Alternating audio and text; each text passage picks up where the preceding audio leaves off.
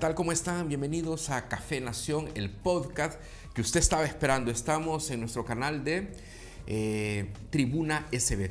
Hoy converso con uno de los responsables del milagro económico, la misión del presidente Nayib Bukele. Me refiero al director ejecutivo de OPANS.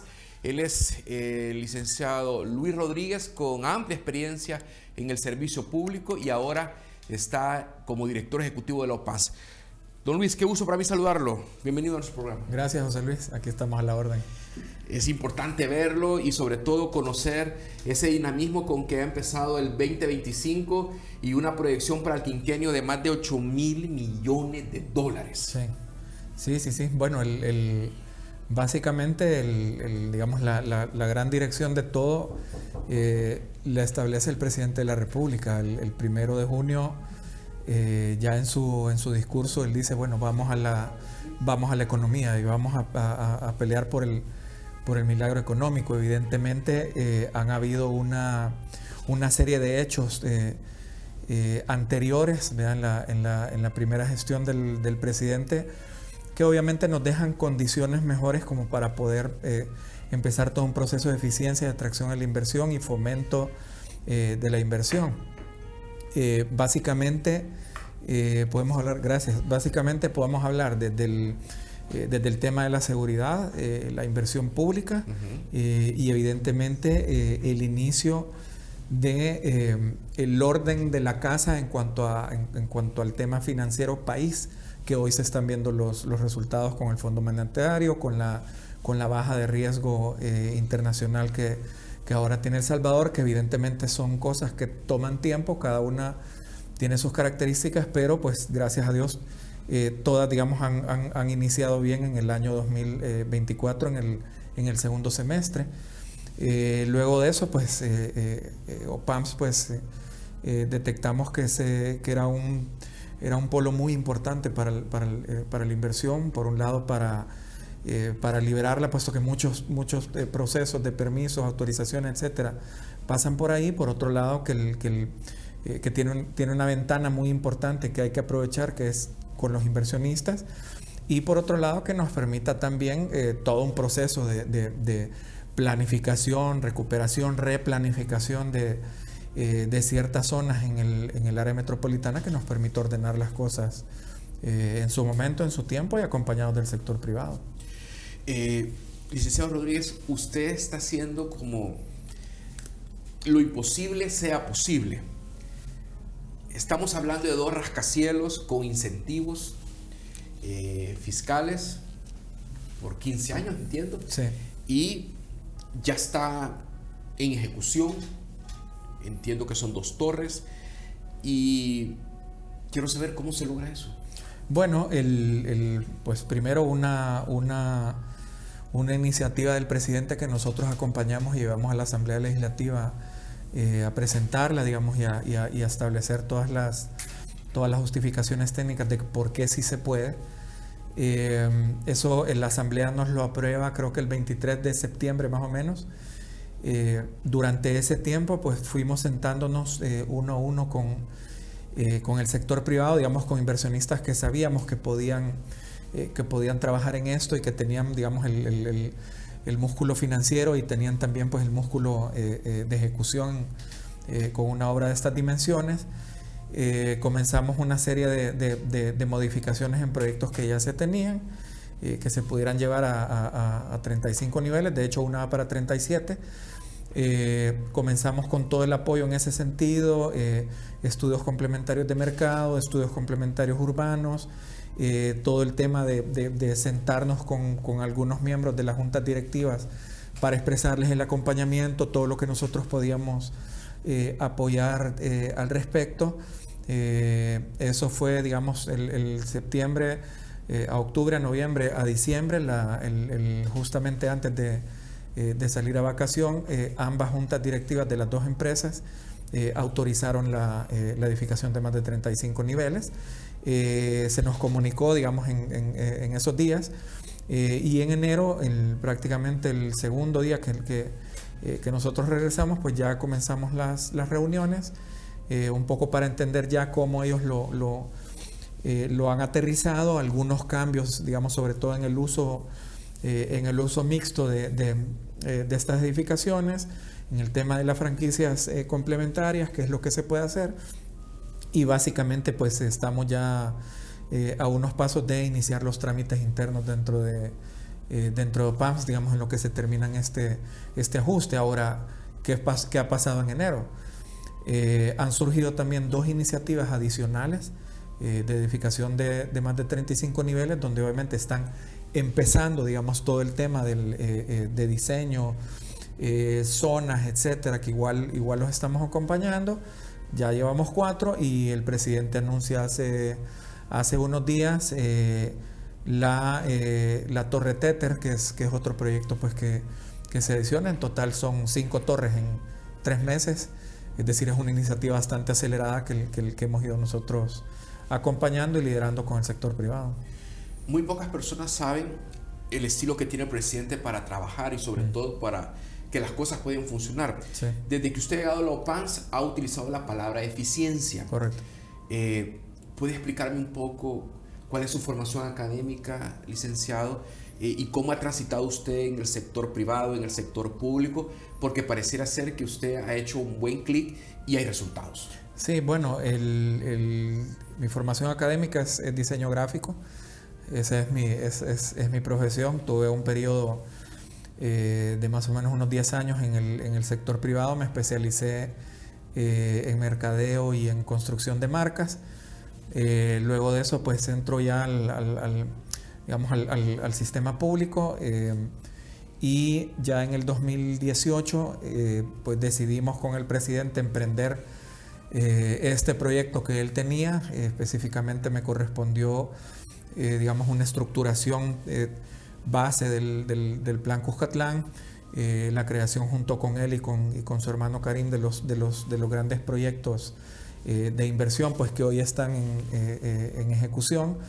Evidentemente había unos temas que venimos hablando desde ese momento en que esperábamos que en su momento el Estado pues fuese mucho más eficiente. El presidente lo plantea en su presentación del Plan Cuscatlán. Bueno, esto es lo que se tardan ahorita en reaccionar, esto es lo que nos vamos a tardar ahora en reaccionar, y evidentemente sabemos desde ahí que el tiempo es muy importante. En ese camino, digamos, en ese tiempo, pues me especialicé en políticas públicas, una maestría acelerada con la Universidad de Georgetown en innovaciones y gobierno.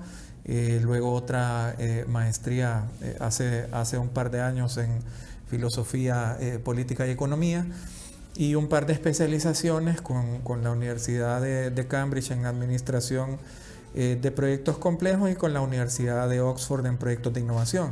Entonces, digamos, todo eso pues va ayudando poco a poco a que uno vaya aprendiendo, digamos, el cómo ir haciendo las cosas en la práctica. Bueno, tuve un paso por el BESIE de más o menos 3 años. Ahí pues logramos estructurar más o menos el 90% de los proyectos públicos del país, que evidentemente pues había una comunicación permanente para ir encontrándole salida a las estructuraciones financieras. De pronto surgió con el COVID, el presidente ya había leído, digamos, con un buen tiempo de anticipación el problema que se podía suscitar con los precios de la gasolina.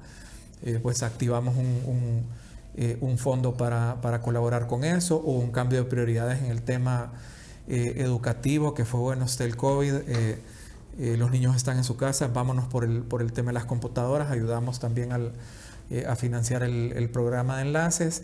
Logramos cofinanciamientos también con fondos internacionales, no necesariamente del banco, y luego de eso pues se nos viene la reestructuración municipal. Bueno, pasamos de 262 a 44, lo cual vuelve la administración pública en el territorio mucho más práctica, digamos, y vimos que si más o menos el 70% de la economía se estaba moviendo en el área metropolitana de San Salvador, pues ahí teníamos que ir para fomentar la inversión por un lado, y evidentemente que fuera en el tiempo, fuera rápido, y eso nos obliga a una estrategia de eficiencia institucional.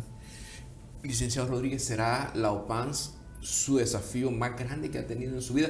Se lo menciono porque entendíamos que ahí había muchas cosas engavetadas, había un estancamiento a la inversión, incluso habían grupos empresariales que estaban paralizados observando qué pasaba. Sí. Y de pronto usted ha comenzado a hacer una visita desde noviembre, diciembre y ahora en enero en algunos proyectos habitacionales con este sistema mixto de uso. Sí. Y ha dicho lo siguiente: se debe aprovechar al máximo esta condición, me imagino que la del país. Todos hacen lo que les corresponde. Y usted va con los empresarios, va con los inversionistas y pregunta cómo va la marcha. Incluso hay avances significativos que van a terminar antes de lo previsto. Por eso le pregunto, estar en la OPANS, dirigir la OPANS como director ejecutivo, es su mayor desafío, porque todos hablaban de mucha burocracia ahí. Sí.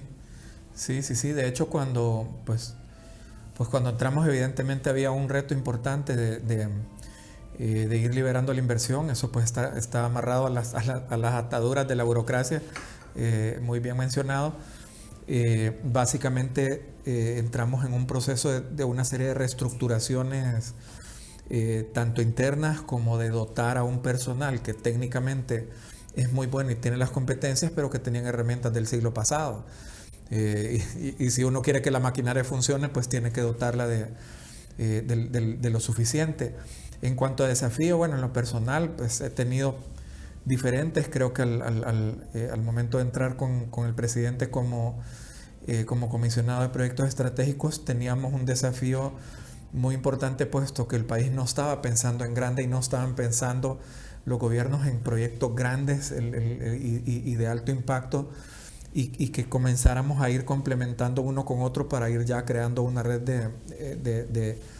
de proyectos en general, un portafolio sumamente ambicioso, en algunos casos cambios de modelos que tradicionalmente pues estaban encasquetados en el así se hace siempre, y en la comodidad, y por otro lado proyectos que fuesen a cambiar, digamos, la dinámica absoluta en el país. Creo que el desafío del banco pues era muy importante. Había una serie de complejidades con las que el país no podía acceder a diferentes fuentes de financiamiento, con un portafolio importante, con una serie de necesidades que había que atender, importantes en temas de educación, en temas de salud, seguridad pública, infraestructuras de movilidad, etcétera, espacios públicos, donde habían una serie de limitantes, y pues teníamos que mover todo ese andamio multilateral, digamos, enfocado en las cosas que teníamos que hacer. Pues hoy es distinto. Hoy es, digamos, dar las condiciones suficientes para que en su mayoría el sector privado pues logre mover también su maquinaria, estimularlos a que esto suceda. Sí creo que es un desafío importante, porque pues hoy nos toca la economía, y hay todo un reto donde pues en su mayoría, digamos, la gente tiene muchas expectativas, apuestas, nos da el voto de confianza, digamos, para que lo podamos hacer. Dicen, bueno, confío en el presidente, confío en lo que pueden hacer. Bueno, ustedes pueden. Eso pues obviamente nos obliga a ser mejores todos los días, y a juntar todo este ecosistema de inversión y cumplirle a la gente, que es lo importante. Así creo que es el desafío más importante en ese sentido. Me gustaría ver si podemos aplicarlo. El liderazgo del presidente Nayib Bukele permite la reactivación de la OPANS. Usted dijo más temprano de las condiciones de país, la calificación de Fitch, las mejores líneas de crédito para los inversionistas, la asertividad que tienen los grupos económicos para ese tipo de proyectos. Antes no se podía por los diferentes permisos, incluso el desarrollo territorial estaba bien fragmentado, y de pronto vemos que desde la llegada suya hace 6 meses a la OPANS cambió todo el escenario pues municipal, creció en la parte del desarrollo del área metropolitana, se incorpora la Libertad y el dinamismo es muy pujante. Sí, pues básicamente hemos hecho un sistema de trabajo, ¿verdad? Evidentemente pues tenemos el apoyo del gobierno y eso pues nos da más fuerza, ¿verdad? Y nos permite pues tener una mejor comunicación entre las instituciones, nos permite manejar una economía de recursos también. Por otro lado, pues decidimos con el sector privado emprender esto, tanto como con el manejo de las diferentes gremiales y poder tener una comunicación constante de cómo vamos, áreas de mejora que tiene que hacer el sector privado, actualizaciones que tenemos que hacer nosotros y saber administrar uno a uno pues cada una de las inversiones, cada una tiene su característica. Voy a hacer la primera pausa, licenciado Rodríguez. Vamos, no le cambie. Les recuerdo nuestro canal de YouTube, Tribuna SB, para que le dé clic, se suscriba y reciba sus notificaciones, reportar su sintonía. ¿Qué le está pareciendo la entrevista? ¿En qué parte nos sintonizan ustedes, si es en los Estados Unidos? Y sobre todo, ¿qué quisieran que el licenciado Luis Rodríguez les diga para que sean unos inversionistas también aquí en nuestro país? Así que volvemos.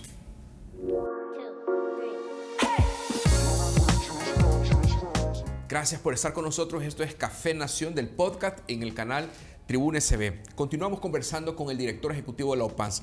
Licenciado Rodríguez, uno puede decir las cifras y puede ser algo simple, sin embargo, ahí hay empleos, ahí hay familias, ahí hay divisas, ahí hay desarrollo.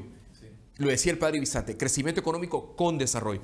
Yo le quiero preguntar, ¿cómo la OPANS en 6 meses, que usted ha estado dirigiéndola, logra alcanzar una cifra de inversiones de más de 2.100 millones de dólares? Sí, bueno, el primero una decisión ejecutiva que el rumbo es este y no movernos de ahí. Eso creo que es importante. Segundo, digamos, lograr transmitir la visión, digamos, a nuestros equipos, lograr, digamos, sacar lo mejor poco a poco de cada quien.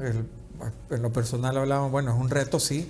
También para nuestra gente, entender que cuando uno tiene un equipo de profesionales con tanta capacidad, pues lo que hay que hacer es dotarlos de herramientas, de liderazgo, de trabajo en equipo, de estar uno, digamos, pendiente de cómo se están haciendo las cosas, de uno también participar digamos, en el día a día como tal, de buscar eficiencia, de asociarse, digamos, con las instituciones que en ese momento nos podían colaborar en eso, la OMR, la Secretaría de Comercio e Inversión, ¿cómo se llama? La ESCO, digamos, hay diferentes instituciones que nos han ido apoyando poco a poco y pues que hay que aprovechar eso. Ahora, digamos, todo eso pudiéndonos llevar a un nuevo sistema de trabajo, una modernización, sacar a la gente de las oficinas donde estábamos, llevarnos a todo el personal a unas oficinas modernas, poco a poco ir dotando de las herramientas tecnológicas, evidentemente el acompañamiento de los alcaldes en todo esto, el sector privado también caminando con nosotros, poder ir entendiendo uno a uno y sacarle las soluciones a cada quien, mejorar tiempos de prefactibilizaciones que a un inversionista le tomaban 2 años, llevárnoslo a semanas para que ellos puedan tomar una decisión. Bueno, eso es lo que nos ha dado el resultado. Sí, cerramos con 2.120 millones más o menos el primer semestre. Este año pues viene también muy pujante. Creemos que se va a superar la meta. Bueno, fueron 6 meses, hoy tenemos 12 meses, bueno, tenemos que llegar a los 4.000 mínimo y evidentemente pues estamos siendo conservadores, de hecho, con ciertas cifras. Todavía estamos trabajando en una serie de proyectos de gran magnitud que no han sido incluidos en nuestra data. Pues estamos terminando de hacer unos ajustes, sobre todo en cuanto a planificación y nivelación de balanzas en cuanto a los usos diferentes de cada proyecto, poder traer salud, digamos, a una zona donde no hay, universidades, etcétera, pues para ir creando ciudades de 15 minutos. Y digamos, eso es lo que nos ha permitido pues proyectar el número que hemos proyectado con toda seguridad, y sobre todo pues ir poco a poco ordenando otros proyectos para que ese número pues vaya también creciendo, que es lo importante. Hay cosas que me gustaría por lo menos ponerlas en blanco y negro. Denoto que en 6 meses ustedes lograron avanzar lo que había hecho la OPANS en 10 años. Más o menos esa es la en los trámites. Sí. ¿Puede explicarme cuál es la función de la OPANS? Bueno, la OPANS digamos, tiene creo que unas 3 funciones muy vitales. La primera es que es el tema del orden, permisos y autorizaciones para todos los proyectos en edificación en el área metropolitana. Pero no es lo que el presidente decía en aquellas conferencias en la pandemia, donde había gobernabilidad, y les preguntaba a la Dirección de Consumidores cómo se pone una multa. Entonces decían, no puede ser. O sea, tienen que tener más recursos, tienen que hacer las multas más expeditas. O sea, aquí se prefiere pagar la multa que cumplir la ley. Sí. Entonces, ¿es así la burocracia en OPANS? Bueno, sí creo que había una visión bastante restrictiva, digamos, en cuanto al estímulo. De hecho, pues, más lo dice el sector privado que yo. Creo que hemos tenido una serie de conversaciones bastante honestas con el sector privado. Que yo me comprometo a ser más eficiente en mi trabajo. Eso no significa que yo abra la puerta para cualquier cosa. Cuando algo no se puede, no se puede. Cuando algo es no, es no. Lo vamos a hacer bien, lo vamos a hacer correcto. Ese es el mandato del presidente, y así es como vamos a trabajar, con las reglas claras.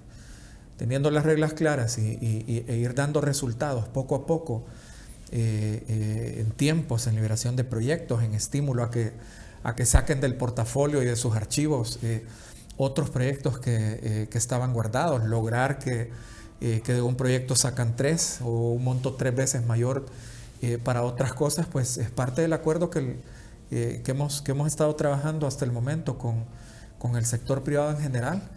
Se ha aceptado, se ha trabajado de esa manera. Hay cosas que hemos dicho que no, se ha aceptado. Hemos buscado salidas a otro tipo de inversión, a otro tipo de zonas, etcétera, para que, digamos, no se pierda la intención de ellos de invertir. Cuando es sí, pues entramos. Cuando hay que cambiar cosas, las cambiamos. Y básicamente eso, se ha creado una relación de confianza en general, ya sea inversionistas locales o extranjeros, y eso pues nos ha permitido ir jugando con las reglas claras. Pero ¿cómo se logra una reactivación urbanística en la colonia Centroamérica? No sé si es la colonia Flor Blanca o la Cucumacayán, enfrente del Parque Cucatlán. Sí, correcto. Es donde son zonas que tradicionalmente no se había hecho nada. Sí, o estaban quizás olvidadas, o tenían un desgaste acelerado, sí, que eran consideradas como parte del siglo pasado, así, sí, como la Flor Blanca, que ahora son reliquias estructurales del arquitecto Sol. ¿Cómo se logra eso? ¿Cómo se logra el mejor uso del suelo, licenciado Rodríguez? ¿Cómo se implementa esa modalidad del uso mixto, que es algo que en Guatemala ya tienen experiencia, Honduras un poco, pero nuestro país centrado con todo eso? Sí, bueno, uno, digamos, tener los pies sobre la tierra, en el sentido de que en este tipo de cuestiones el gobierno no lo puede hacer solo, o la alcaldía no lo puede hacer solo. Es decir, un proceso de transformación requiere de un ecosistema que camine, digamos, al mismo tiempo. El sector privado juega un papel fundamental en cualquier proceso de transformación urbanística. Eso es así. En muchos casos es quien abre la brecha para que entre, digamos, ya una municipalidad a invertir, para que entre el Estado a ir recuperando poco a poco. A veces el Estado es el que hace un proyecto ancla para que el privado llegue a, digamos, están ese tipo de variables, y creo que entenderlas nos permite ser más eficientes en eso. Ahora, ¿cuál es el tema base? En lo que mencionabas de la colonia Centroamérica, la Flor Blanca, es la seguridad. Y el tener ahora condiciones de seguridad ha permitido que, lo hablamos desde el inicio en OPAMS, eso, quieras o no, cambia la morfología en general de las ciudades, porque la gente ya sale. La gente ya puede ir de una acera a la otra que antes no podía, porque quizás la otra estaba tomada por las pandillas. Es decir, realmente estábamos en una urbe secuestrada y encerrada. Y hoy lo que se ha permitido es abrir abrir, digamos, la movilidad de las personas en general, el comerciante, los niños, las niñas, las mujeres. Es decir, se ha permitido eso, y eso evidentemente es un empuje inmediato del sector privado, donde comienzan a haber oportunidades en diferentes zonas. El centro histórico para nosotros es quizás la mejor ventana para cerrar, digamos, un negocio con los inversionistas, en el sentido de que el inversionista ve que el país está haciendo lo que era imposible hacer. El centro histórico era tomado como algo imposible, así como la seguridad. Y ahora la gente lo puede tocar, puede ir a comer algo, etc. Esa recuperación, digamos, tiene un contenido social, en muchos aspectos, urbanísticos en otros, pero también en cuanto a la atracción de inversión y el cierre de negocios es ideal. Surf City tiene también sus componentes, y nos permiten pues que el inversionista, dejándoles las condiciones, ellos van a hacer su trabajo. Acompañándolos, ellos van a hacer su trabajo. Nosotros lo mencionamos en la Asamblea Legislativa, les dijimos a los diputados: dennos las herramientas, porque lo vamos a cumplir cuando hablamos de las torres de 35. Solo dennos la herramienta, que nosotros hacemos lo demás. Y en cierto modo nos referíamos también al sector privado.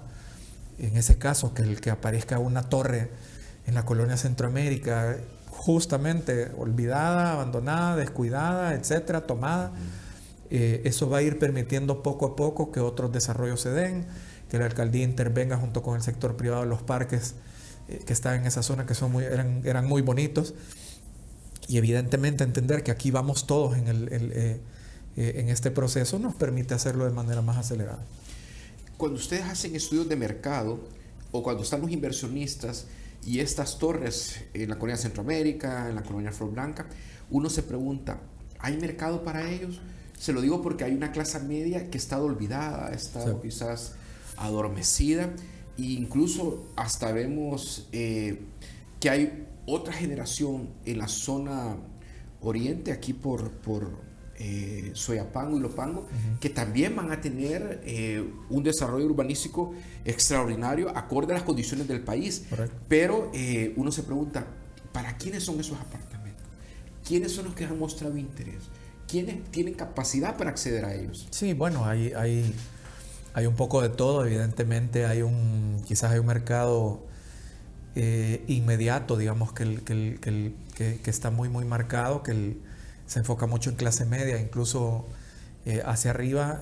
Ha habido un tema técnico sobre todo en las viviendas de interés social, donde no había la tecnología suficiente constructiva, digamos, para poderlo hacer. Ahora ya está, o ya se están planificando una serie de proyectos. En ese lapso hemos tratado de ir direccionando la inversión con propósitos, aprovechando las características que tienen los diferentes municipios. Caso muy concreto, San Salvador Este y San Salvador Oeste. Hemos estado planificando y empujando la inversión para que, digamos, estos municipios se vuelvan en el principal nodo de almacenaje, industria y distribución en la relación El Salvador, Guatemala y Honduras. ¿Por qué? Porque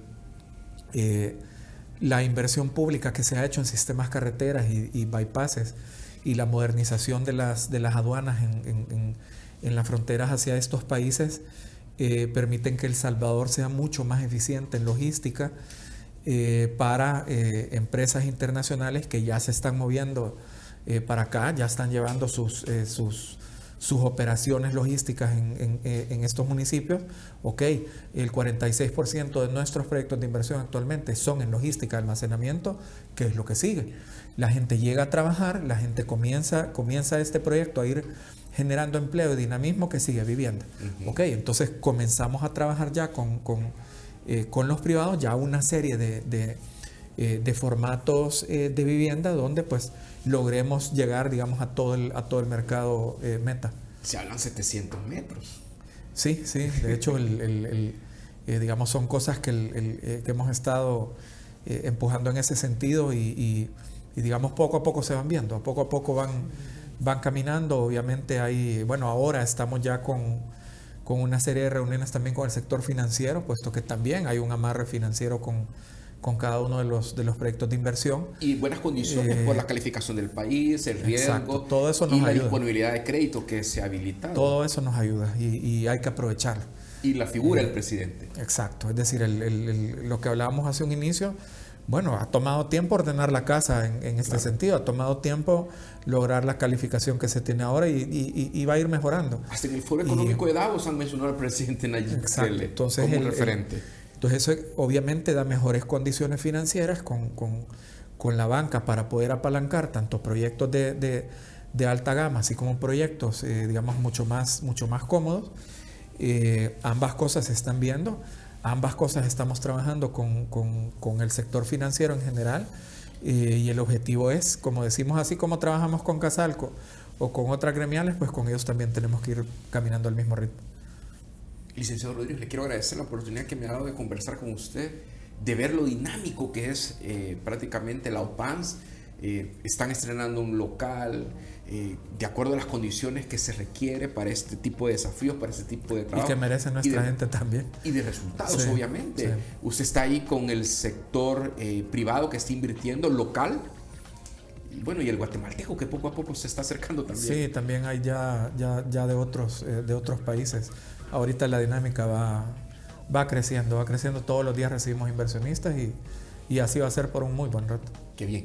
Le agradezco la oportunidad que me ha dado de conocer un poco la OPANS y sobre todo ese dinamismo, el trabajo y el entusiasmo con que usted ha llegado ahí, que pareciera ser que siempre estuvo ahí. Sí, gracias. Pareciera ser que el presidente estuvo ahí siempre, pero digamos el punto es trabajar y eso es lo que estamos haciendo. Bien hecho. Muchas gracias. Gracias. El director ejecutivo Lopans. Gracias por esa fiel sintonía. Leemos sus comentarios y los esperamos en una próxima emisión de Café Nación.